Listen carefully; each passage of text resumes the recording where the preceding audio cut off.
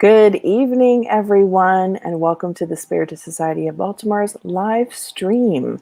Tonight's talk will be given by Leonardo Vieira on the book Dawn of a New Era, the intro and the chapter 1. But before we get started, we always start out with our prayer just to set the tone, to get us all united, this energetic link as we are all doing this virtually. And also just to allow all of us to feel connected and ready and just open for tonight's message. So join me in a short prayer as we close our eyes, if you feel comfortable with, just to allow us this moment to meditate, to go deeper, and to disconnect from our busy day. And as we lift our minds to our great Creator, we thank Him for this wonderful day, this opportunity to be here. We thank our great Creator for this moment to be together, to learn and to grow, and to listen to our brother Leo bring us this beautiful message of Spiritism from this beautiful book. We pray that all those that are suffering, those that are listening in or in the recorded version of this, that those who are truly suffering, those who are in need, may they receive in abundance the healing vibrations and support and love and hope that they need. We pray for our speaker this evening, that he may be inspired by his guardian angel and all other spirit mentors to inspire each one of those minds and hearts that are listening this evening. May you bless this meeting this evening, and so be it. So, dear friends, we are super excited because not only are we getting to have Leo again, we're getting him to do a new book called A Dawn of the New Era. If you don't have it, you need to run to Amazon to the address and Leo Publisher to get your copy. It is an awesome, wonderful book. So without wanting to take up too much more time, Leo, would you please bless us by starting and let us hear about this amazing new book? Thank you, Kirsten, and hello, everyone, and welcome to this amazing kickoff of this discussion that we're going to have on the book Dawn of New Era. Many of you followed us on the work that we did on the book Planetary Transition, last year, and it was an amazing work that we put together, amazing content and a lot of learning that we went through together. And why not, right? Give a continuation into the teachings of this amazing brother teacher that is Manuel Miranda from the beyond, reporting, the goodness that we have received despite the battles that we have to fight on both realms of life. And here we are in this given continuation. Just so we can kind of kickstart this and we have an understanding on what it is, I just would like to go over what the book is. I mean, the book is a continuation of the, and I'll have the next slide, but I'll show you, it is a continuation of the book Planetary Transition. As we have said, we worked on this book last year during 2020. And you can actually find the teachings of this amazing book through the different chapters that we covered. The same way we streaming today, we streamed every single session. We had about 11 sessions on the book, so you can find it as well. This book, A Dawn of a New Era, is a little bit shorter than Planetary Transition, but the content is as special as what we learned from the Planetary Transition. It is a continuation in terms of the reportings from the beyond, of what happens there in connection to what happened to us here. I'll probably say this again.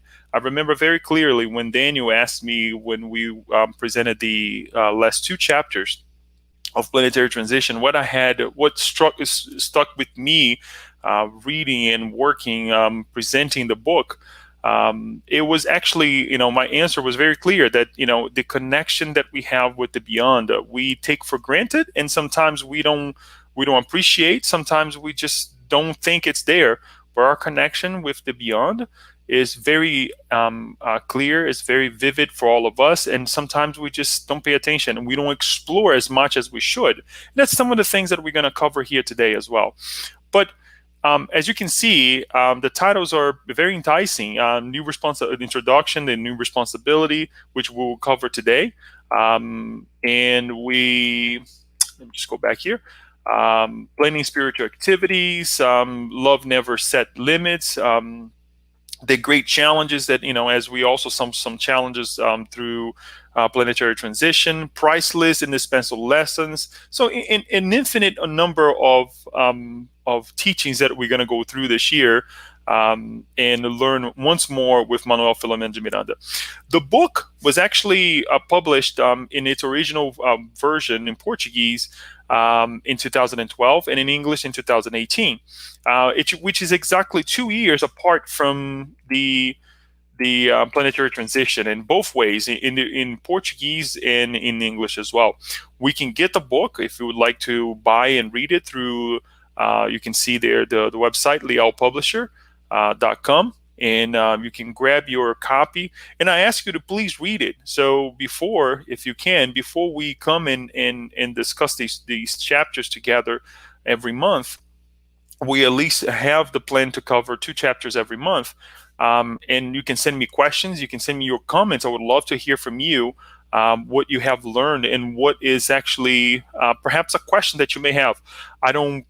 I can't promise you that I will answer it because I don't have the answers for everything, but I will try to go deeper as much as I can and maybe find some, friends, brothers and sisters who may be able to answer some of the questions that you may have. So let's engage in this study and learn from Manuel Filomeno de Miranda. Manuel Filomeno de Miranda, as the first session, I would like to cover who he was. He was born in the 14th of November, 1876, and passed back to the spiritual realm in July 14, 1942. He's from Bahia, Brazil. He had a bachelor's in commerce and agriculture, became a spiritist in 1914 after being helped by the medium Saturnino Favila. Dedicated his energy towards mediumship through mediumistic sessions, treating obsession. He continued his work after he went back to the spirit realm. We want to highlight that, the work that he did and the continuation that is given to an individual to continue on the other side. This is in every aspect of life. One thing that, okay, why am I going to start this here? What am I doing on planet Earth? Guess what? There is a continuation when we start some work perhaps before we reincarnated into this life that we are now. And the same happens the other way around. If we start something or we are just giving continuation to the work that we have started previously after we live this physical body as well. So life goes on in every aspect. We can continue, we can start new things, new endeavors, new teachings, lessons that we need to learn. And we just need to give continuation whenever possible so we can learn and we can really master, in his case, like Manuel Filomeno de Miranda, the treatment of those who are in need, right? And there is a lot of us who are in need. That is not a doubt. There's no doubt about that. And then Divaldo Franco, who is the medium who actually received these amazing messages from Mr. Miranda. Divaldo was born on May 5th, 1927, in Bahia, Brazil as well. Found in 1947 Path of Redemption Spiritist Center, and in 1952 Mention of the Way. He's a spiritist speaker, spreading hope in Brazil and 60 other countries in all 5 continents. Divaldo is also the founder of the Peace in You movement that many of you have participated here in the US and some of you perhaps around the world. Divaldo also psychographed over 200 works with 7 million copies sold and 104 titles translated into 16 languages, perhaps more now. Every year it keeps growing. The work never stops, never ceases for Divaldo. So it's an amazing opportunity to be here on Earth with all these references, with all these good people, which is something that one of the aspects that we're going to talk about tonight, the ability to receive the messengers of God, or perhaps those who decided, were also for sure God sent, um, to decided to do something more meaningful in their lives in terms of helping others. So these two for sure, they are great examples of that. So tonight, as we are this afternoon into this evening, as we were saying earlier, we will cover the introduction and new responsibilities. The intent is once more to cover two chapters every month, perhaps the middle of or towards the end of the month. We'll see how about that. Maybe things change a little bit, but we will try to keep it to schedule. So, anyways, introduction. If anything, I try not to incite or guide people to think the way I saw, the way we see it, or the conclusions that we made. And that is one of the reasons why we also bring some of the text to work together as well. It may feel that, okay, it's a lot to read, a lot of reading in the talk, but sometimes we want to make sure that we give you the ability to make your own conclusions. Obviously, we don't bring the whole chapter here. We're not going to bring the whole introduction. We're not going to bring the whole chapter number one. But the most that we can and the highlights that we can in order for us to really make a conclusion. But the introduction and chapter one, if we can say, it's actually the state of the psychosphere of planet Earth. I know it's very broad, right? But it is in this broadness that we will try to narrow down and find out why planet Earth is the way it is right now, as well as what is going on with planet Earth because of the individuals that inhabit planet Earth, i.e., you and I and everybody around us, right? And we're not putting blame, we're not pointing fingers, but the idea here is for us to get this lesson, receive this lesson, say, okay, all right, I get this. So how can I change? How can I help change this psychosphere of planet Earth? Since it's very evident that we're going through a crisis, and we're not talking only about the COVID-19, the things, but the crisis in general, as we see the difficulties that we find ourselves in, individually or collectively, in our homes, at work, in our society, you name it. And I'm not a person who is, just because we're here talking and conversing about this, we're not in a position that, oh, I don't go through this. We're all in the same boat. We're all inside of this psychosphere. So I want to reiterate this. But let us think together and analyze this amazing introduction, because it tells a lot. It's very short, but straight to the point, right? Manuel Miranda says the following: since remotest time, the high order guides of humanity have stated that the earth is a planet of blessed trials and expiation for its inhabitants. It is a planet composed not only of spirits undergoing intellectual and moral growth, but also of those who have committed wrongs against the divine laws that govern the universe. So nothing new, right, for us spiritists, but for those who are following us for the first time or trying to get to understand, this is actually some of the teachings that we receive through the Gospel according to Spiritism. On chapter 3, we will analyze that through the title of the chapter. We can see already that there are many dwellings in my Father's home, and Kardec goes explains that there are primitive worlds in the universe, worlds of trials and expiation, regenerative worlds, happy worlds, and divine worlds as well. Now, these different classifications of planets, they are spread out throughout the universe. Planet Earth now is considered a world of trials and expiation, and we have evolved as a planet from a primitive world to a world of trials and expiation. It's not that we were created that way, right? And how did we evolve? The planet Earth evolved because we, the inhabitants on planet Earth, have evolved as well. How does that happen? Is it just by a push or by itself of those individuals here? No, there is actually migrations of individuals from other planets who bring us some teachings for us to evolve. They connect with us from other planets for us to evolve as well. And this is it happens in a natural reincarnatory plan. Nothing that we're gonna see green people reincarnating on Earth, or the big eyes aliens coming to Earth and telling us, which we if you believe and if you also agree with the idea, it can happen. But mainly through the reincarnation process of these greater minds that are actually coming from other planets to help us grow intellectually and spiritually.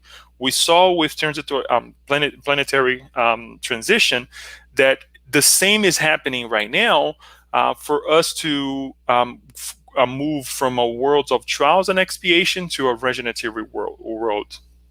So the progress never stops. Progress never ceases to exist in our lives. We are always progressing, and perhaps one day become a happy world, a divine world. That is millions of years from now. For right now, let us actually bring us to the state of our condition, our state right now.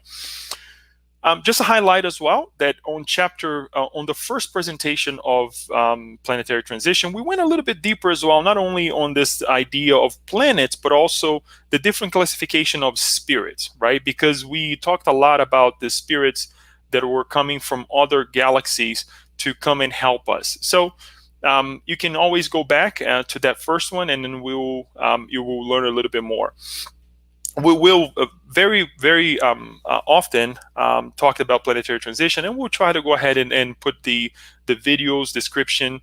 If you followed us through YouTube or whatnot, you'll be able to go ahead and find us the sessions very easily.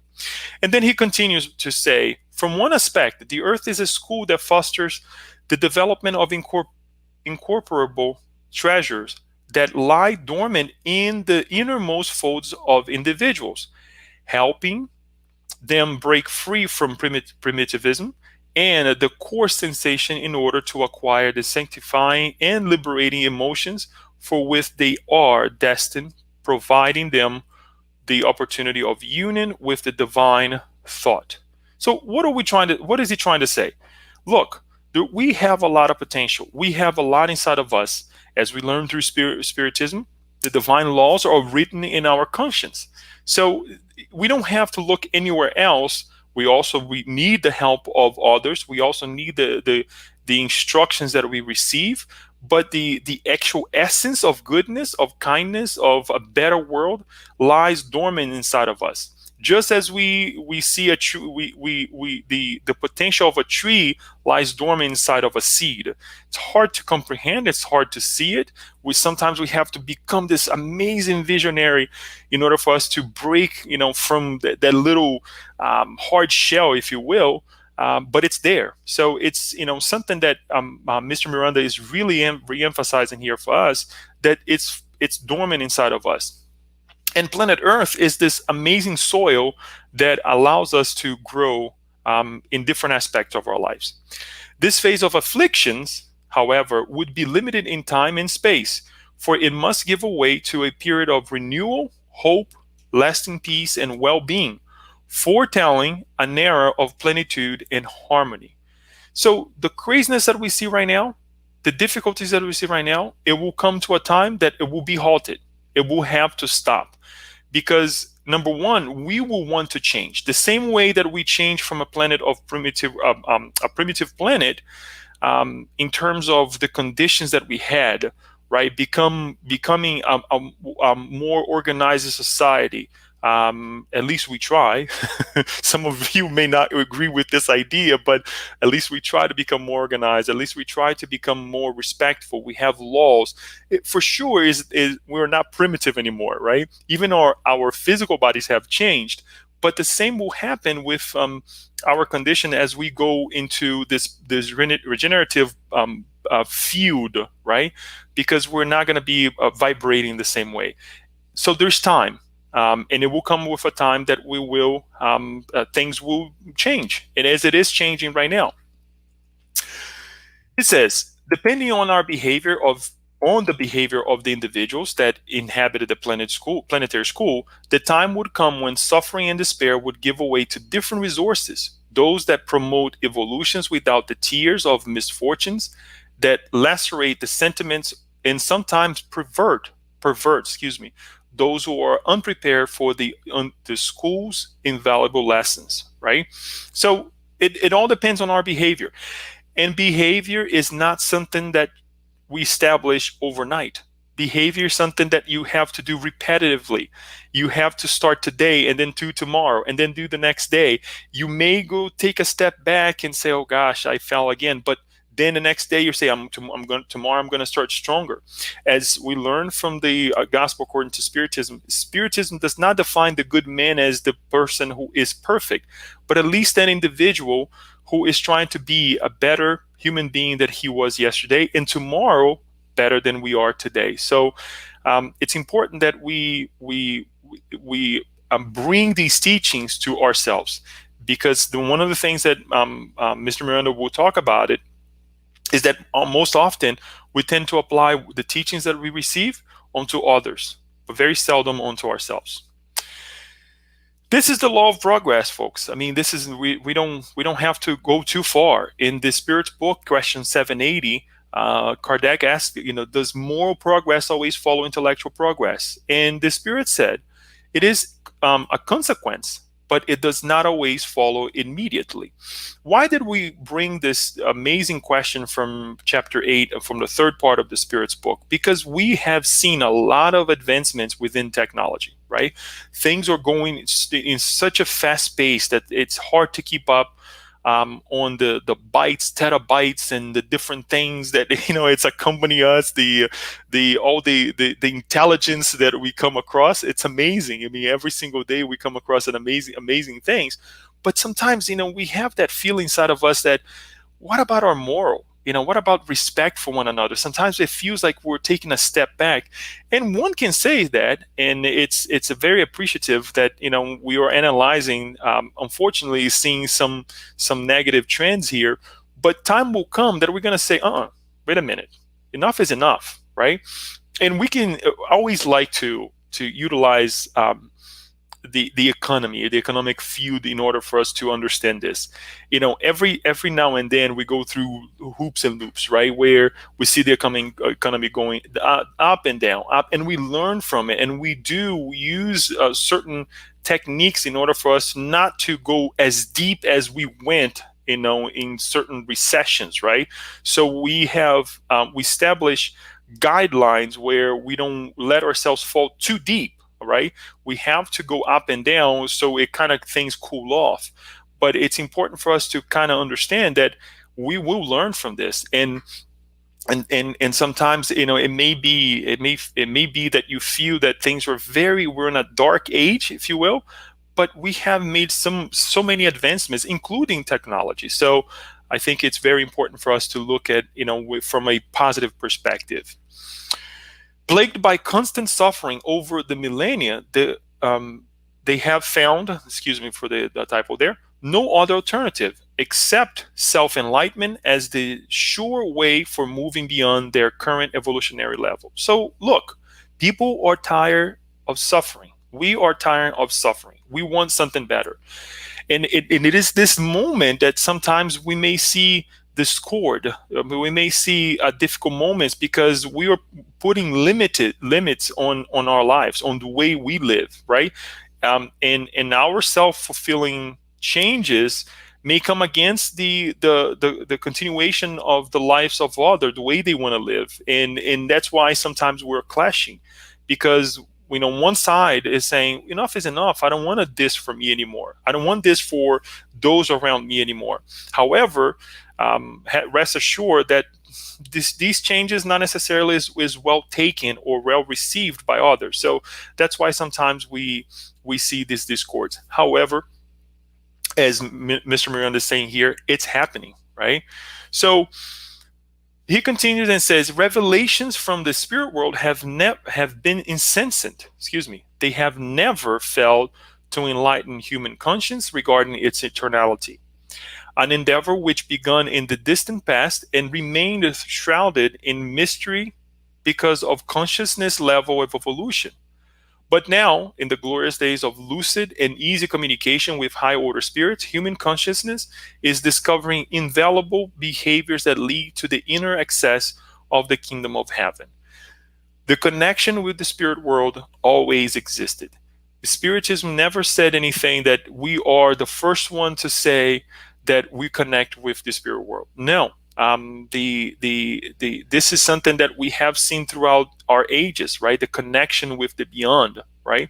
From the great old civilizations, we see signs of connection with the beyond. So there is no way for us to run from this idea. And now, as we are advancing morally as well, and in some ways we are detaching ourselves with the mundane things, we're receiving these, we're connecting with the beyond in a more, let's say, acute or refined way. That doesn't mean that we have to be in a spiritist meeting, or perhaps in a mediumistic meeting as we learn in spiritism, but this is us, individuals, well regarded, with our minds attuned with our Creator, connecting through prayer, through meditation, through moments of realizations when we are stopped and we're thinking, okay, is this what I really want for my life and for others? So this connection can happen anywhere. When we are cleaning our homes, if we were well, we're behaving well, if we're doing everything that we can, perhaps we receive a message, a realization that we say, I never thought about that. So it doesn't have to be, don't think that it has to be in a mediumistic meeting that we're going to get this message that we have to, live this or that way. Perhaps if you receive a message like that, we should question, but it should be an invitation to be better individuals in general, right? Because we are giving free will. We're giving choice to coordinate our lives and live the way we want, respecting one another and being that person that we strive to be better than we were yesterday. This is the message that Spiritism invites us to foster in our lives. Continue with this, he says, there has never been an absence of harmonizing guidelines for human beings who, immersed in the physical body, easily fall prey to error or fear, lose heart, or run from responsibility. To provide them with the conditions required for promoting real freedom, stimulating them to soar in the directions of triumphant immortality. Here comes this amazing piece of immortality, right? Beyond obviously the responsibility, and this is something else that Spiritism really does an amazing job talking about the immortality of the soul. With this has a price, right? Which is the responsibility that we have for ourselves and for one another. Conducting ourselves well, guess what? We'll influence others the same way that if we don't do our part, it will also influence others, and we are responsible for what we have not done, or perhaps the things that we do that is unfortunate.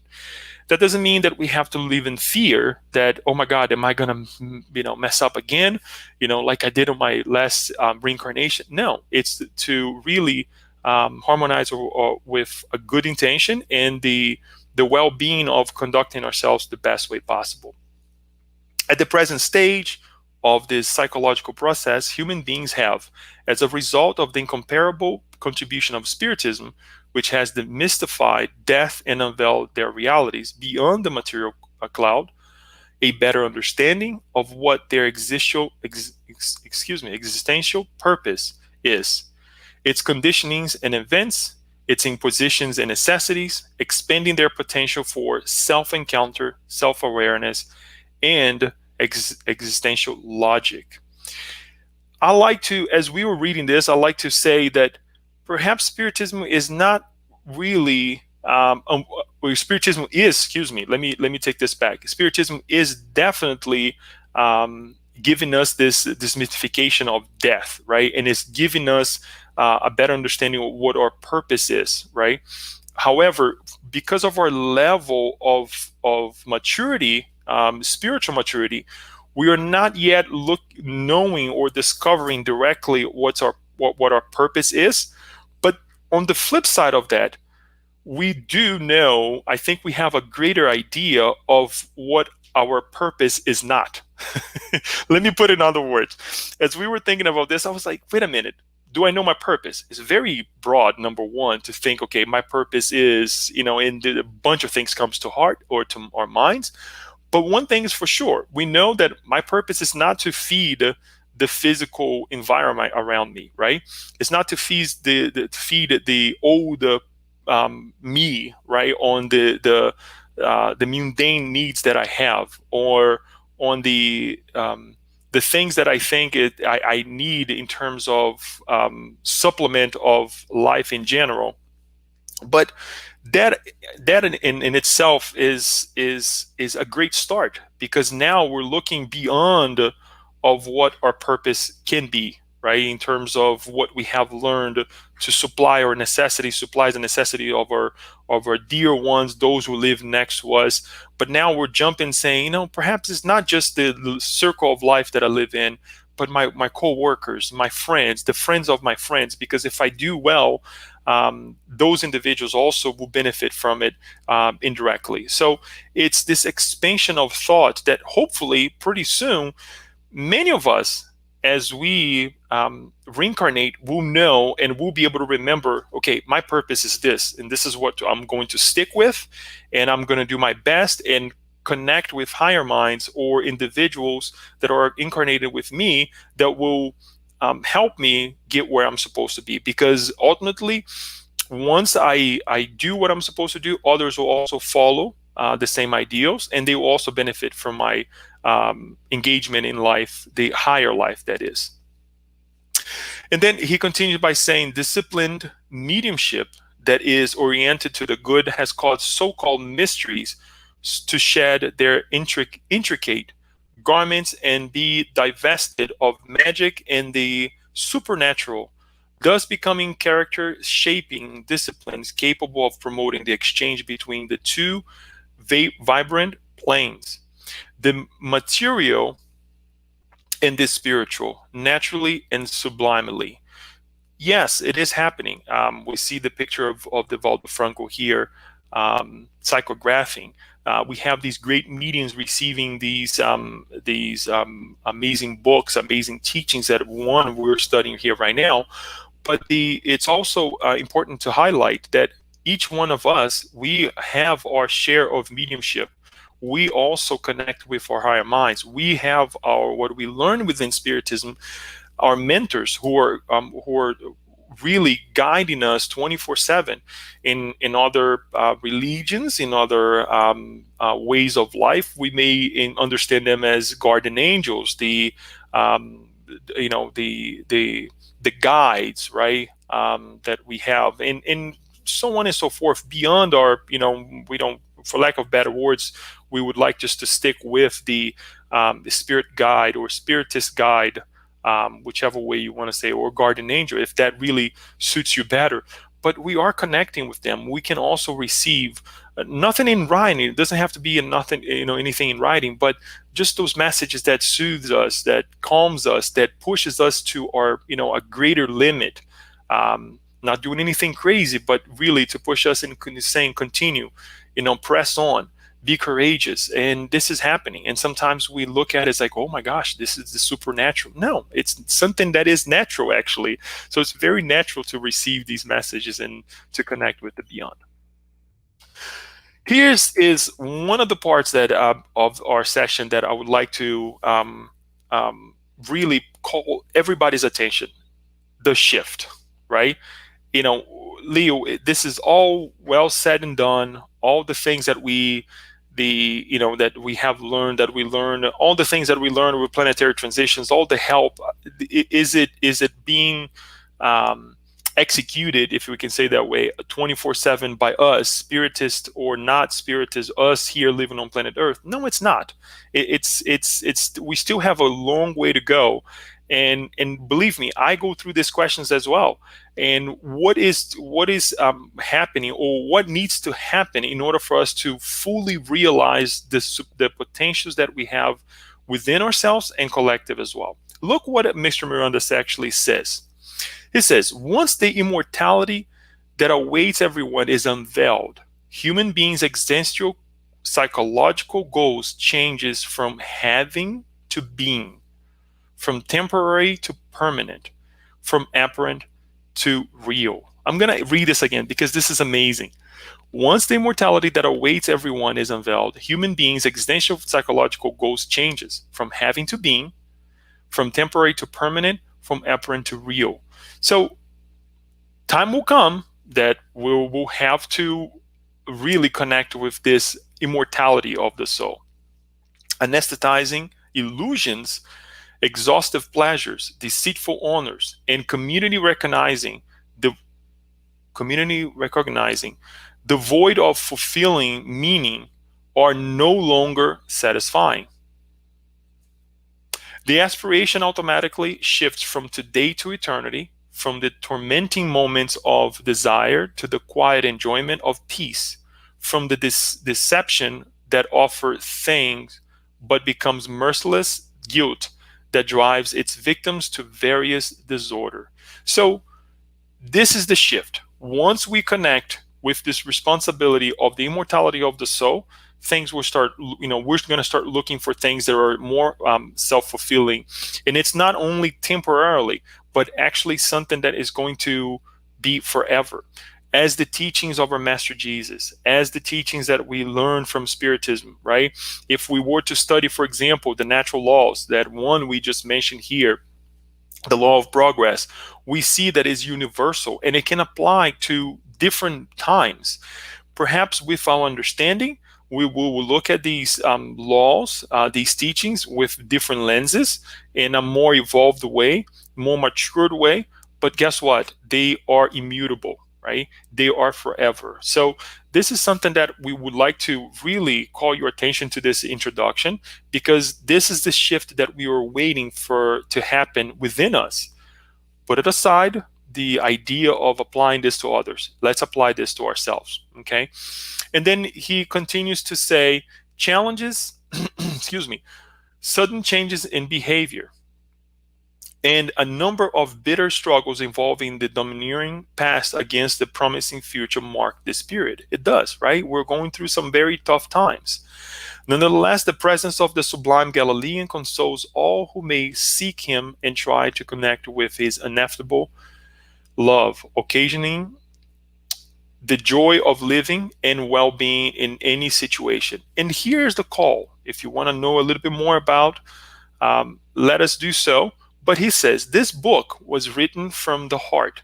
It depicts a number of spirits engaged in activities that assist workers of the good, momentarily attacked by the force of spiritual wickedness, under the sweet and gentle command of Saint Francis of Assisi, the emulator of Jesus, who in dark times implemented on earth a period of tenderness and fraternity, although everything conspired against it. So we're going through again this work of or very hard work to maintain dignity, to maintain dignifying life, where we're being attacked because of it, because the status quo is to live foolish, right? To live the way the planet is offering us to live, right? And again, as we were saying earlier, once pain comes along and we say, never mind, I don't want to do this anymore, I don't want to live this anymore, we have thousands of other people that we were living with before that does not want to change themselves, and they will attack us. Naturally, they will attack us. And this is sometimes indirectly saying, because perhaps they don't have the intention to do so, but the way they vibrate comes against the way we vibrate. So naturally, it's going to be different types of radio station playing at the same time, and sometimes we will have our discords and the difficult moments that we're going through right now. But rest assured, as it's happening here, we will be learning from these spirits who are following this amazing mind, amazing heart that is St. Francis of Assisi, and all of those working with him on here. So a beautiful introduction, a beautiful way for us to look at the world with different lenses and understand what we need to do in order for us to change, right? So chapter 1 it's kind of a uh, I'm going to say a continuation of the introduction, but in a higher level in terms of us. What are we doing? How are we living our lives in terms of being a spirit reincarnated here on planet Earth? Excuse me. Mr. Miranda says, always tries to bring to us the a depiction or how spirits of his caliber, if we can say this way, or how the way he is evolved into the works of helping others or a selfless life, right? That he tries to show the environment, nature. He tries to give information about the individuals who are in the colony where he lives, how they communicate with one another, all these different things. And as you read, it's important for us to pick up on these pieces, because this is pretty much what we need to do to emulate these great minds and try to do the same thing here on Earth. He doesn't. It's not just a poetic invitation, to write something that, oh, it's beautiful to live on the other side. But wait a minute, it's beautiful, but it has a meaning, a cost. When I say a cost, it's because it takes a lot of effort to live, to maintain this positiveness, right? To maintain this good heart, because there are a lot of things that happens as they see a lot of suffering when they come and help us from the other side. But when they go back to their colonies or the spiritual colonies, they take that to heart in such a way that they multiply their effort and say, let's do more, right? And one of the things that he does in this first chapter is to talk about work, to talk about how they conduct themselves.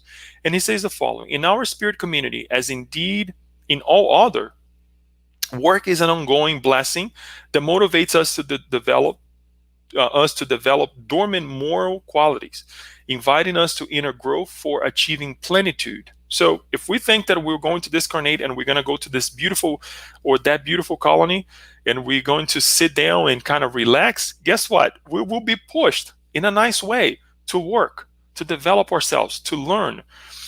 As we were reading this, it reminded me the times that sometimes, we leave work and we have to quickly rush to the Spiritist Center for a meeting or something, and we feel tired and we feel, oh my gosh, it's so much to do. It is in the middle of the week sometimes, and we know that we have to work the next day. But they were doing the same thing in the spirit realm, right? They were actually in the same level of work, of actually way beyond us. But this is a training for us that when we get to the other side, we'll already be on that transition. Okay, we have a meeting tonight. Great. Let's get together. So it's a really nice reminder that we're not alone, and the efforts that we put into our lives right now to do whatever, even if it doesn't have to be, it really doesn't have to be the Spiritist Center, but if we're helping perhaps a group of people who are in need or another person, if we're teaching something, giving our time to benefit others, it's the same thing here. All is inclusive in this idea of being productive. Along with our daily tasks, we take part in endeavors of support and encouragement for the progress of our beloved Earth and in its inhabitant, especially during this time of great revolutions announcing its moral transition.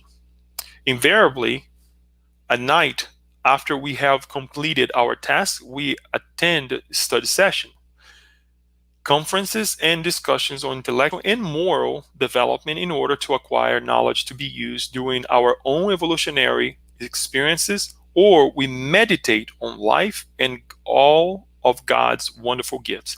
I want you to pay attention to this paragraph here, and I'm going to read it again because we're going to connect with the last paragraph of this meeting tonight. Conferences and discussions on intellectual and moral development. They are developing both ways, morally, intellectually as well. Just because we are on the spiritual realm, we think that, these mentors, they were studying things of, morality, right? No, it's both. They continue that ascent as well to study intellectually, that perhaps in their next reincarnation, when they come to planet Earth, they will be able to boost the technology that we're seeing now. Who knows? But the truth of the matter is, they're also advancing intellectually and morally, which is the two wings that we learn in Spiritism that we will be developing ourselves. So, but we'll make a connection to this at the end. So he meets a very interesting fella, right? Somebody from the this colony that is very joyful. He described this individual to be very joyful, very knowledgeable as well, and most importantly, this friend that he describes in this first chapter was someone who really dedicated his life in Spiritism here on Earth while he was incarnated. And once more, guess what? This same individual continues to do good work on the beyond as well. His name, bear with me, it's a little bit tricky to say, Hildebrando, and we're going to try to address him as H, Brother H. So it's a little bit easier for all of us. But Hildebrando is a good friend, invites Mr. Miranda to join a team that would remain in the physical world for a significant period of time, working alongside Spirit's guide on behalf of those who are devoted to the good and who work for the progress of humankind. So he's there contemplating this amazing environment that he is in his colony, and then he comes across this friend who comes to him and say, hey, why don't you come and help us with this endeavor? What a beautiful thing, right? To be able to help as well. And Hildebrando informed me that the fierce enemy of Christianity, who inhabited the small area of the spirit world, forming teams to prosecute Spiritist Christians, was preparing for a wicked assault against a venerable spirit institution as an act of revenge for having been unmasked in a farce he had devised. If you remember, last year, the day of Halloween, we presented chapters 19 and 20, right?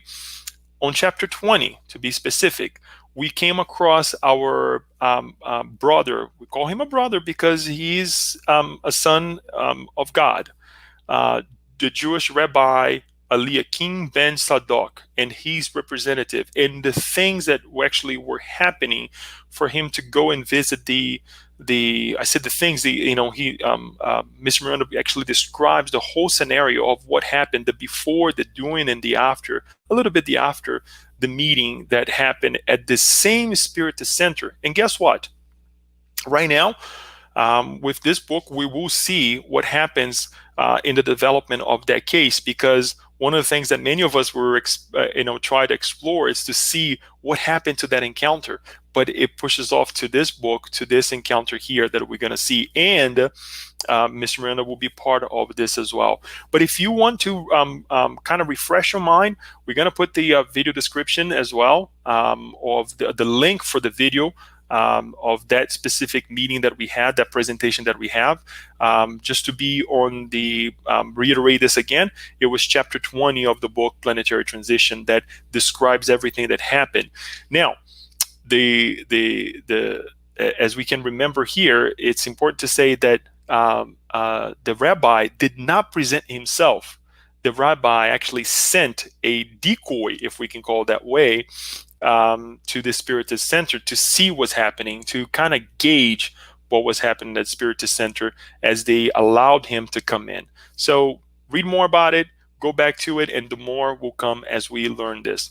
But Hildebrando goes into the description or to this explanation on how we Spiritists, good Christians, individuals that are well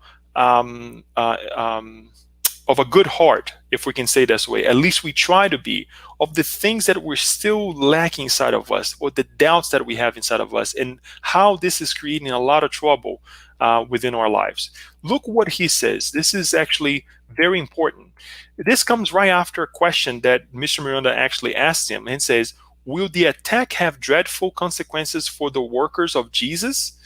And then Brother H says, no doubt. He answered gravely, as you know, evil is enrooted in the heart of those who adopt it, the natural consequence of having embraced arrogance and pride for a long time. Because the rabbi has been unable to unleash morbid energies on those he believes to be his enemies, he's holding on to the idea of revenge until an opportunity presents itself. Moreover, other endeavors have been scheduled in addition to assisting him and his followers. And then he says the very how am I going to say this? It's unfortunate, but it also helps us through this truth that he brings to us to perhaps change a little bit our own ways. He says, our incarnate co-workers often forget that the physical and spiritual worlds interpenetrate each other. The two do not have defined boundaries, and this allows for constant exchanges between their inhabitants. Although they were forewarned about the need for vigilance, once they become immersed in the physical body, they quickly begin to indulge in aggressive attitudes and behaviors that are completely different from the way they ought to live, thus attuning wicked spirits and opening the way for their interference through obsession. We want to stop here because when we actually I would like to open up with you and tell you that I have actually connected with other friends, brothers and sisters who are also studying spiritism, who are also in contact with this message. And this message is the study of the book, Planetary Transition, and this book as well. It's in no way controversial. So let me try to explain this to you, what I mean here, and hopefully it'll make sense to you as well. The idea is that Divaldo Franco or Mr. Miranda is bringing information to us that is, okay, now we have rabbis that are against us, people who are against us, other religions, as we study within the planetary transition, right? And what is this? Are we trying to create dissension here? Quite the opposite. What we're trying to understand or to promote, I believe that Mr. Miranda is trying to promote here, is that this rabbi was mistreated by us Christians of the past. We are different Christians now, but guess what? He's still hurt. He's still prosecuting those individuals who hurted him in the past. So now, under this umbrella of being a rabbi, right, he's coming against the new Christians, the reformed Christians, right, which were not perfect yet, to come and say, okay, who are you to say that you are a good individual now? Guess what?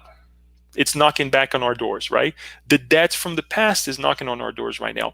But that doesn't mean that we're now creating distinction between different religions and whatnot. I want to clarify this because it's a matter of responsibility. And sometimes we create all kinds of excuses in order for us to say, oh, no, I'm poor me or poor group of people. No, we have to take responsibilities for what we have done. And history repeats itself in different ways, but we have to be very alert about this and stop creating things or saying or even imagine things that, oh my gosh, there is a dissension going on now in the spirit realm. Yeah, well, if there is, it's because there is a reason for it. And we really have to work together, not pay. I don't want anybody thinking that, oh, now we have to pay. No, now we have to work harder, 3 times harder, or maybe even more, to really allow these individuals to break these chains and say, look, we can win together, right? You also have part in this development of planet Earth if you also change your ways. That's the idea here. But things are very hard because of what Ildebrando is saying here. We, instead of conducting ourselves in a positive way, we are actually continuing to do the same things that we did in the past. And he continues and says, they may be excellent theorists about what is going on around them, right? Us spiritists, we know what's going on around us, but when it comes to issues that directly harm their interests, guess what? They give into resentment, to anger that turn into rage and poisons them, which makes them easy to control by spirits whom they should resist with dignifying deeds. Pride, that spurious child of selfishness, is the great adversary of human beings who think themselves special and always deserving of respect and consideration, even though they do not offer the same to those whom they see as enemies. foolish and immature. They create situations that are difficult to resolve because of the way they handle issues that should be addressed with fraternal understanding and real friendship. We are one person in the Spirit Center or in the house of worship that we have in this place or that place, or completely different in society. So we really have to pay attention, folks. Am I conducting myself this way?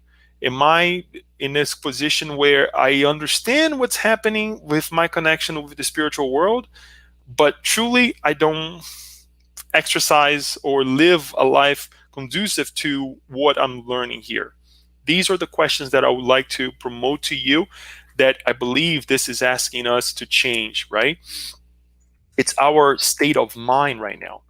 To finalize, he says the following: and since they possess a sickly sensibility, they harbor resentments and shout insanely whenever they are contradicted, opening their vibratory fields to the influence of vile, perturbing, and mocking spirits who connect with them and lead them to act wrongly towards their neighbor, whom they should love and understand, thus compromising the work of the group they belong to. Not a few upstanding institutions with lofty goals for building a better world fell due to the interference by idle and vengeful spirits, and they end up wasting the entire effort of the selfless spirit mentors and dedicated missionaries who collaborate with them.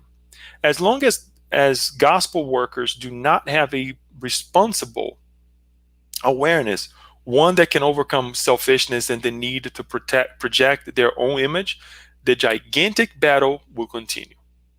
It's a lot, but let me explain to you, how we believe that this may be working or this may be happening. Think of this way: we go to, or let's say right now due to the pandemic, we don't have access to the Spiritist Center as we used to, but we do our gospel at home. We read a book like this, we connect with the higher minds, we pray. But then when there is one small thing, one little thing that perturbs us, we shout, like he's saying here. We are contradicted. We feel, we create resentment between us, right? We create all the craziness that we know that we don't have to repeat ourselves. Now, we also have to put into this equation the fact that we are always being watched. We're always connected with the other side, especially those who does not like us. This applies to everyone. Without, it's to you and I, to anybody. Let's think of those who does not like us. When they see this, we are telling the world, we're trying to project to the world that we are a changed spiritist or Christian, right, from the past. We're not doing the things of the past anymore. However, it is in these little things that is happening or that we are doing that we see that they see that, Leo didn't really change. Leo is the same person, if not worse, because now he has more knowledge, intellectual and moral knowledge that he has received. He has read people, all the different meetings that he have attended, different ideas that he has brought to heart, but he's not exercising. So then these minds, they come back and say, okay, all right, so he's saying that he's a changed individual. Guess what? We're going to incite more difficulties on his life. I'm putting myself on the spot here because I'm included on this. We're all included on this. The idea is for us to change our behavior on how we present ourselves. And this is the big lack of consideration, that if we can say that way, that is happening in our lives right now for us to ascend, right? Individually speaking. What happens is that at this point, Divaldo stops and gives a moment, and he invites Mr. Miranda to a meeting that's going to happen in the following day at 8 p.m. We're not going to cover this because this is the next chapter, but he stops right there and leaves Mr. Miranda to think about this message of what he just says, right?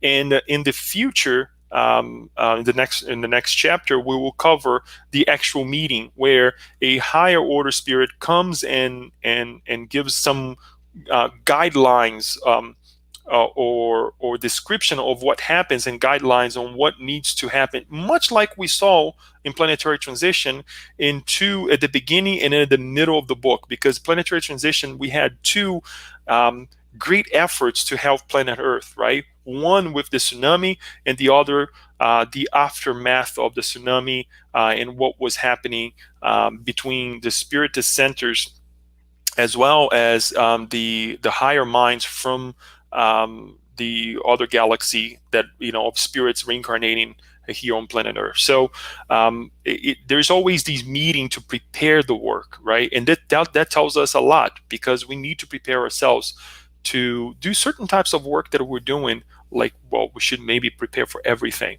but then Mr. Miranda goes and start thinking about it, and he also brings some consideration that is worth for us to bring over here.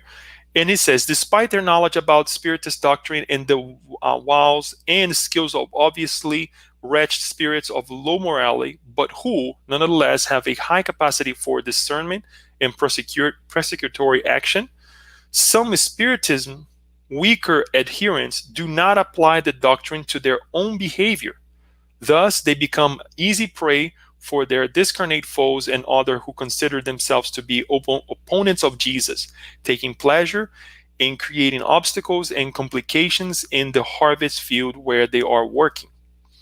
These adherents begin their work with great enthusiasm, planning the transformation of the terrestrial planet and its psychosphere. But as time passes, and as they settle into their routine, their excitement wanes, and they become aware of the difficulties, especially in relationships with others.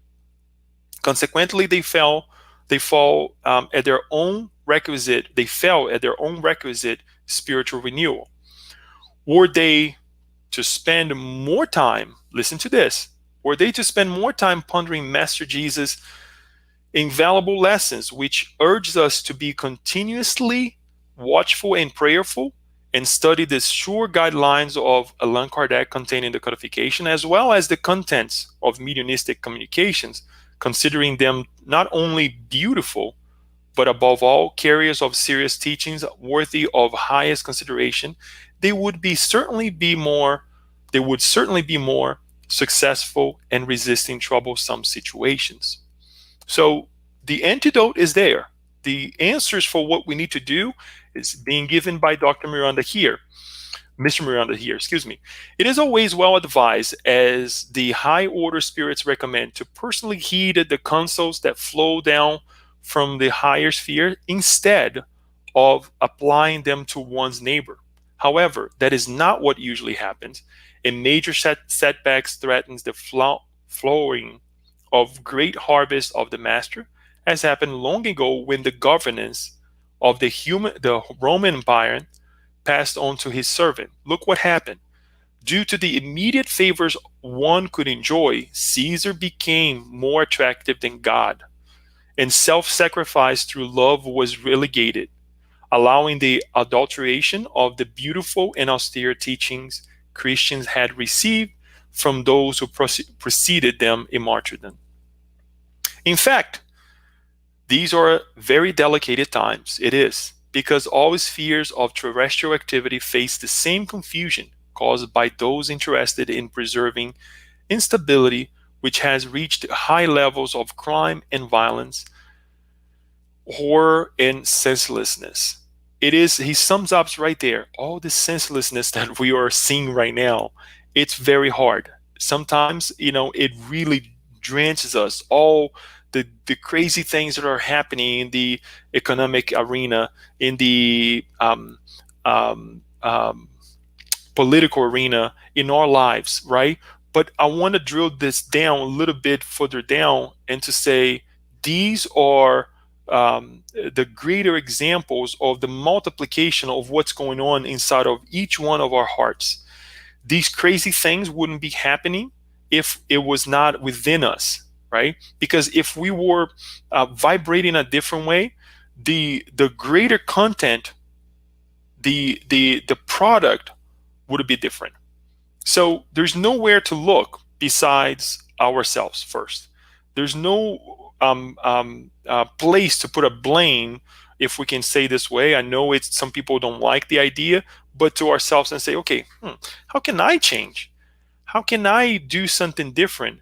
despite the how long it's going to take for us to see some results, right? What can I do in order for me to implement, number one, in my life, and hopefully in the minds and hearts of others, something better? So the introduction, and once more, this part of the book, this first chapter, is a great reminder for us to try to change a little bit, right? It is imperative to return to the evangelical sources and origins of the doctrinal movement, free of the grip of authorities, specialists, holders of university degrees, and intellectual arrogance, and to return to simplicity and to eminently Christian service. So we need to put the titles aside, the intellectual arrogance aside, right? This is not to say, folks, that study is important. The intellectual progress is important. But most important, the moral progress is important. I don't know if you remember at the middle, perhaps the middle of the presentation, I asked you to pay attention to a part of a paragraph where Mr. Miranda actually mentions that in the spirit realm, they go to meetings to develop themselves intellectually and morally.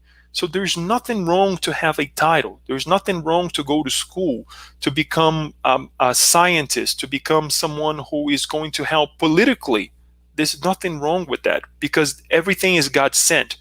The way we apply these teachings is what makes a difference. And this is exactly what he's trying to say here. Because I'm quite sure that some people may read this and say, wait a minute, so I don't have to have a title, so I don't have to have, I don't have to study, I don't have to develop myself intellectually and just leave things the way it are. No, we also have to do such a thing. So much so that in the gospel according to Spiritism, the Spirit of Truth tells us, oh, Spiritists, love one another. This is the first teaching. You, we need to start with that. The next part is important, but this is more important. If it comes first, it's more important than the second. And the second, he says, educate yourselves.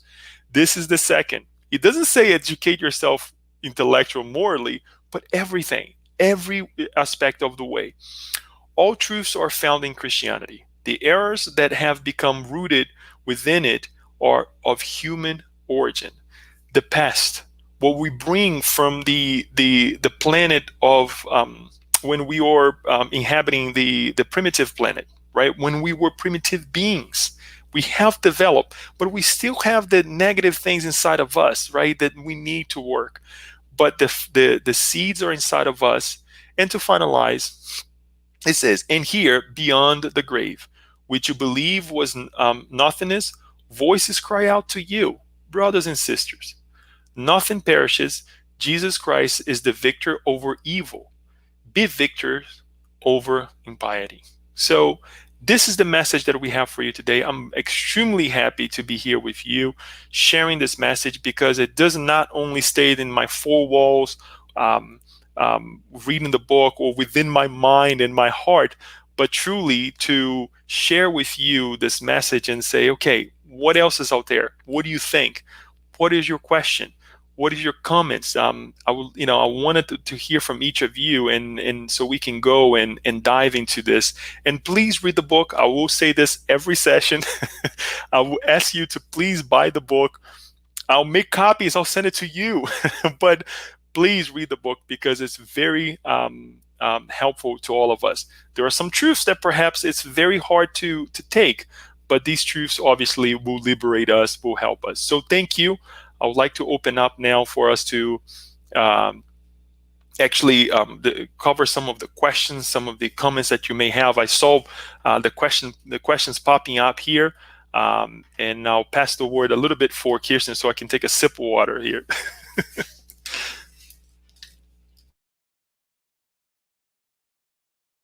You're on mute. Sorry about that. Thank you so much, Leo. This book never ceases to surprise us, and just the books that are put out by Divaldo, and just amazing. So we have a lot of questions and interactions that have been going on. So we have some friends just saying hello, but we'll start out with Yasko's question here. She says, great start, Leo. Mr. Miranda states, here is the planet of a blessed trials and expiations. In the future, we will come more prepared for lessons and not stumble and make additional mistakes. How to start to prepare ourselves now while struggling in trial and expiations.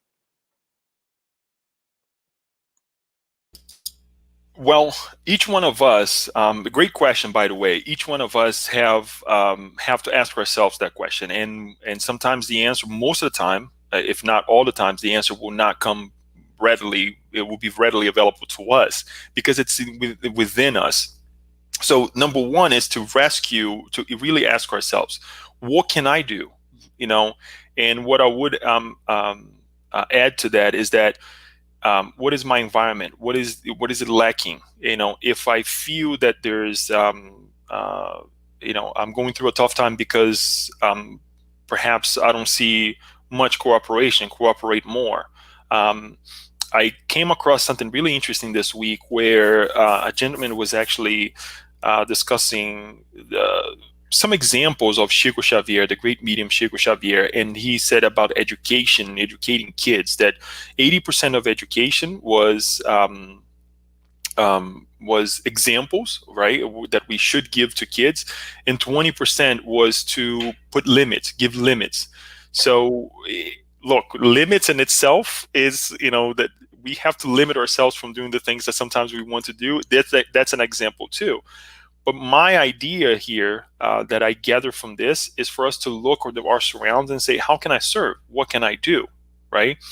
And I think that goes pretty far. But to really connect with the higher minds, and within that, I believe that we will be reminded of what he's saying here, the responsibilities that comes with eternal life, that the actions that I do right now will have a consequence, much as the consequences that are living right now are consequences of the actions that we did in the past, or perhaps the actions that we didn't do, the things that we didn't do that we put aside, and because we were complacent, or because we didn't decide to take a stand and saying this is not good for me. And when I say take a stand, it's not that I'm going to be against this person or that person or this group of people or this idea, but to say this is not important for me. I want to do something different of my life. We just let it go. Perhaps now we're seeing the consequences, detrimental at times, very detrimental at times, and sometimes just things that we have to tweak here and there. It doesn't have to be much, but sometimes we make it worse than already is. I mean, we tend to say this at work: don't make it worse than already is. We know that when we go to work, we have to come across things that perhaps is not easy, but don't make it worse. Just try to do the best that we can. But at the end, this responsibility that comes with the eternal life is, I believe, is the way to go. Absolutely. It's fantastic. This is just a comment from Yasko. She says, I think the shift has to happen with the planet, humans living here. Example, now it seems that it's not enough for me to be careful, mindful with COVID. Now I have to have the vaccine. I try to understand here. So it's like to be I think it's just a comment. She was saying like it's right. Yeah. I think she has to be. We have to be Proactive, maybe. well, not only proactive, but it really living in the moment, right? Where we're not, stuck in the past, or we're not suffering the afflictions of what may happen in the future. That is very true. I mean, we have to be really grounded in order for us to live a more fulfilling life, and unfortunately, the COVID situation is certainly putting us in a position where we are living in the future. Oh my God, what's going to happen? Do I take the vaccine? Since you mentioned the vaccine, what's going to happen if I take the vaccine, right? Is it safe or what not? And then we get bombarded with a bunch of other ideas from, whatever it's out there that is going to kill us, it's going to happen, or that's not going to happen. It's not going to cure. Guess what? We're losing time. If we let ourselves live that way, we're just wasting time because that same time can be used for many other things, right? So, great comment. Yes. That's great. And actually, before we go to Paula's comment, Lee, if you don't mind, I wanted to comment on your comment. Something you said brought something to mind that, we live in this society, right, of social media, and it even more so now with the rise of the familiarity or just the TikTok, and I always think that now we live in this new society where truths are accepted in 60-second videos as whole truths. Whereas at least with YouTube and other social medias, there was more time or space to go into depth with information. So, people can either be overwhelmed with too much information with the here and now, or be too focused on the past or the present or the future. So it's always good. You said something earlier as well that made me think about, you know, you mentioned about limits, and I listened to something that someone said that over 95% of what drives us are our habits. So we have to know, what our limits are, what habits we have, what we're made of, really. Also, that just was coming to my mind because I was listening to something earlier today. But we can go on next to Paula's question. Paula says, rather than the sequential process of the quote automatic shift from today to eternity, can't we simultaneously embrace immortality and the present moment, or infuse the present moment with divinity? Very well said. And I think what you just described is what also these great minds are, suggesting. As we just mentioned, and we go back to what Kirsten just said, we live in a society that we live in that we live for the 60 seconds, and the watching the news, and oh my God, what's going to happen to me, right? And we create a bunch of other problems, mental, psychological issues that it's we don't even have to mention here. We already know. But yes, living in the moment. As we were saying earlier, what can I do, as Yasko asked, what can I do in this moment to create a better environment? Thus, thinking about immortality. I think the piece of immortality is not that I have to understand immortality to live a better life. No, I do simultaneously, as you said, all together, that the actions that I am actually, the way I'm acting right now is thinking about, Leo, who is not going to be Leo in the next reincarnation, who's going to be someone else who's going to be benefiting from this better environment that I created right now, not only myself, but others as well. It's a consequence. It's not that I'm doing for myself. I'm doing for myself and I'm doing for others. In anything in life that we do, we tend to think that we're by ourselves. No, we're not. We're all living together. But it's a great approach, because perhaps this approach that you just brought, it's easier for some individuals to embrace it, right? Because sometimes immortality seems so far away from us that if we take this moment and we say, okay, let's go back. Where's God in all this? What is creation, the creator in all this, right? And sometimes or let's say very often, we tend to step away from it or detach ourselves from it. Thus, the results that we're seeing right now. I love the comment. I thank you for it, and we should apply it. Yes. Leo, can I add something in? Please, yes. I heard something. I listened to a lot of different podcasts. So I heard something recently that said, only the present exists. So it's an interesting concept. So this gentleman was saying, only the present exists. That even 20 minutes from now, you're going to be in that in that present time. Mm-hmm. Like right now, let's say, I'm not sure what time it is right now, but let's just say it's 6:18. Mm-hmm. So it's 6:28 or it's 6:29 or it's 6:30. When 6:30 rolls around, I'll be in the present with 6:30. So there's no past, there's no future. There's only ever truly the present. So it's just it's something to think about as well, as we try to digest all of these really profound ideas, of present and future and immortality, but also simultaneously being present in the here and now. Just thought something interesting. And although we have the future because we are eternal, the truth of the matter is the present is all we have. Right. Right? If we think that way and we connect with what Paula says in terms of the bringing our creator to our lives, guess what? Definitely we'll make big strides. And I'm glad to have this conversation and throwing these thoughts out there, because certainly is what is going to guide us into a better psychosphere, as we mentioned. Yes. Absolutely. So we have our next question, another one by Paula. She says, as this is a modern text referring to the book, why is patriarchal and matriarchal language used? Page 13, she's quoting, they use the term father creator, and page 10, they use the term mother earth as a familiar comfort. So I guess it's just, why are they using that type of language? Ah, I have to say though, that we are still expanding in this idea of what God is, and I believe that we're still in this in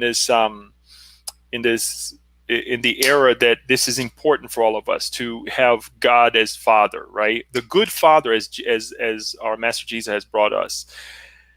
In one side, I do feel that we need to rescue these teachings of the patriarchal, or even the to instill the idea of mother God, right? That is giving, that is sacrificing, that is always loving, right?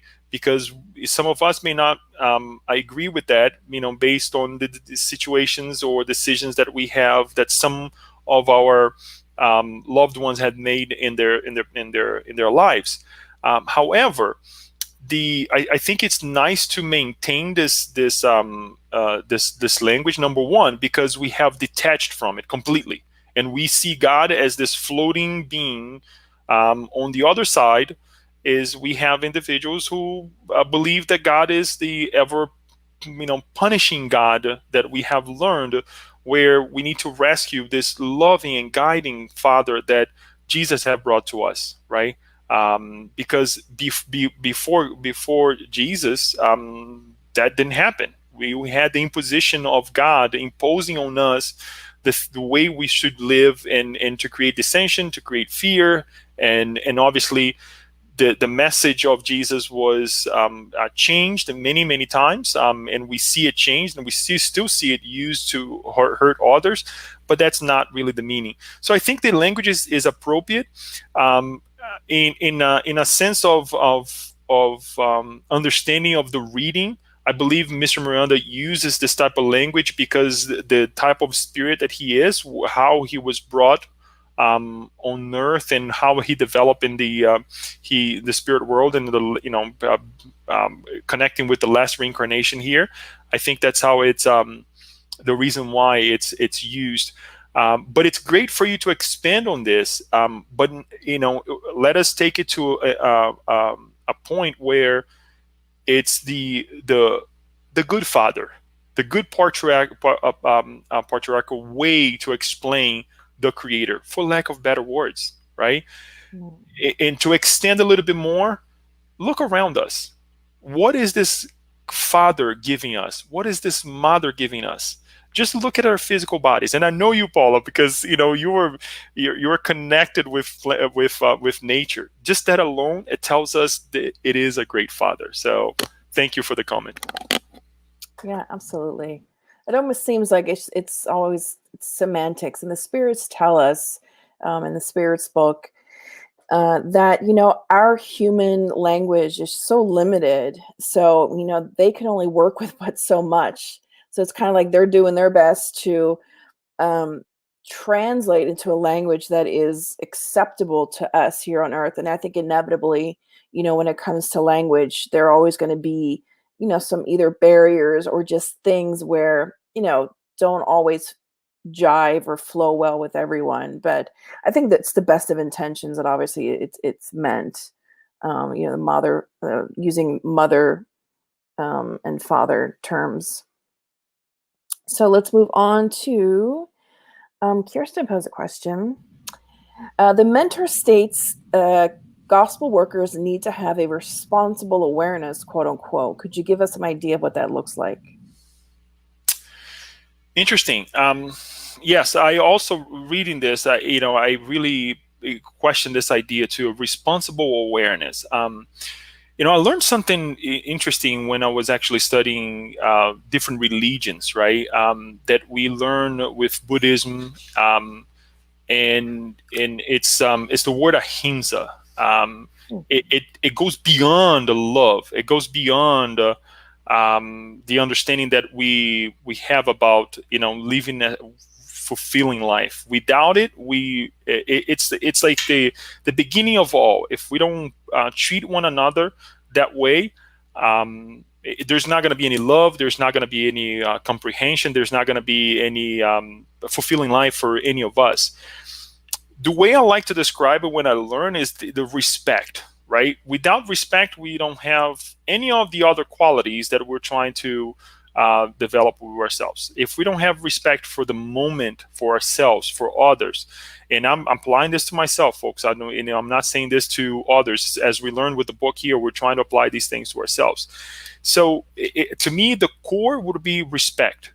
So, the awareness here is that, okay, if I conduct myself this way, am I respecting myself before anything, right? And then, will this action also be respectful towards others? I know this is very broad, that this is very subjective, if you will, but we can narrow down in the situation that we are to decide through A or B, or to perhaps and say, you know what? Let me fold right now. I need some time to think about it, because sometimes we will. We don't have to, make a decision right then and there, but really to say, okay, what is responsible right now of me to do, where respect will be the baseline of my conduct. And that will depend on the individual. That will depend on the collectiveness, to include the environment, because the environment does affect us, as we have been talking about it. All the bombardments that we have around us, that we also need to take that in consideration. But to me, that is the baseline. Respect. Am I being respectful of who I am as a spirit, eternal spirit, and those around me as well? Great. I love that they use this term of responsible awareness, because we hear, I mean, especially with new age, esoteric things, it's like this word awareness, we must be, aware, but responsible awareness, it's sort of this adjective that just really adds to our understanding of what it is to be aware. So that's really nice. And as Paula says, live in the moment, right? Yeah. You can be aware if not in the moment. Yeah, exactly. We'll go on to, looks like Paula makes a comment. She says, a major challenge today is illustrated in the footnote on page 18. Fascinated mediums, people, do not believe themselves to be deceived. Great book and talk, Leo. Very true. One of the things that based on this comment here, I'm going to make a comment on what you said, Kirsten, about the videos, right? Sometimes, we have a 60-second video on something that we watch, and we let that determine how our lives, how we're going to live our lives, right? Or sometimes we watch a 10-minute video, and we think we know everything about the topic that there is to know, right? And this is so detrimental to us that it really puts us in a situation that we think that we are everything, and we think that we are doing okay when we're not. And the same happens if we keep this mentality. My point is that if we keep this mentality, what is going to happen between the connections that I have with the spirit realm, when they know that, well, Leo is very, can be very, I can say, whatever I want, and Leo will listen to me, and Leo will follow what I'm saying. And he never questions anything. He listens to a 5-minute video, and he thinks he knows it all. Guess what? The connection will be the same way. Our connection with the spirit realm will be the same way. And when the spirit guide comes, or guardian angel comes to alert us, we say, "Oh man, that's foolish." Just like that good friend tells you that the where you really dropping the ball, right? And you whatever, he just jealous. No, the person is trying to help you. They're trying to give you some awareness of, look, why don't you try a different approach? But that's the unfortunate condition of our society nowadays, and hopefully we'll be able to change this soon. Wonderful. Just a few final comments here. People were just sharing. Nice talk, Leo, from Ida Sama. Hey, Adesema, thanks for joining us and everyone else. She says, nice talk, Leo. We really have to grow and educate ourselves spiritually. It is the key to personal and professional success in our lives. And Yasko shares in reference to what Paula was asking about the terminologies, matriarchal and patriarchal. She was referring to, she says, the Latin words being feminine and masculine words can also explain how we call nature, planet as feminine, words be called as mother, and God is masculine and naturally goes to the father. Thank you, Yasko, for your input and sharing that. And Jeanette just shares, great talk, Leo. Thank you. So, Leo, are there any final thoughts or comments you wanted to make before we wrap up our session for this evening?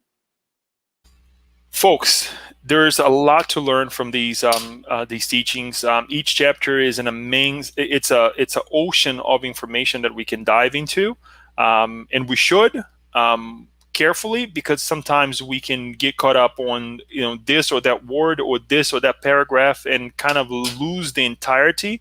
But what I would ask you is that you read with heart, a good heart, and think of this is what I try to do. Think of the hard work that needs to be put forth to bring a book like this to life, right? From incarnate ones, the discarnated ones, there is a cost to it, and I kind of referred to the idea of cost because this is the best way for us to realize, because everything that we do in life costs, right? Even to get up and drink some water, there's some energy that is dispersed to in order for you to do such a thing, right? For you to eat, you're burning calories while you eat, right? Your digestive system and all that. So everything, there is a price in life, and if we don't take this and apply it to ourselves and really dive into these teachings, what's the purpose, right? And it goes back to what we're saying, the purpose that we have in life. But other than that, I just wish everyone well. Good readings to you. Hopefully, we can connect again as you read the chapters. The next month, I don't have it sharing over here anymore, but we will be talking about a highly significant spiritual endeavor, and then chapter 3, blending spiritual activities. Stay put for all the different talks that we mentioned here, that when you want to watch this online as well, through YouTube and whatnot, you can actually click on the links where it will take you straight to the talks that we mentioned here today as well. So I thank you, and hoping everybody to have a good end of month. Thank you so much, Leo. That was wonderful. So we will be ending with our final prayer this evening. And so we just ask at this time that if you are in a safe place in your home, not driving, that you close your eyes and just join us in this final moment of prayer, lifting up our minds, giving thanks to our great Creator, to our spirit guides, spirit mentors, all of those who facilitated this meeting this evening. Although it's virtual, we know that all of our minds and hearts are united together. We pray that all the loving vibrations that were shared this evening from our speaker, but also all those hearts and minds united, that these healing vibrations may go to those who are suffering and are in need. We pray for our country.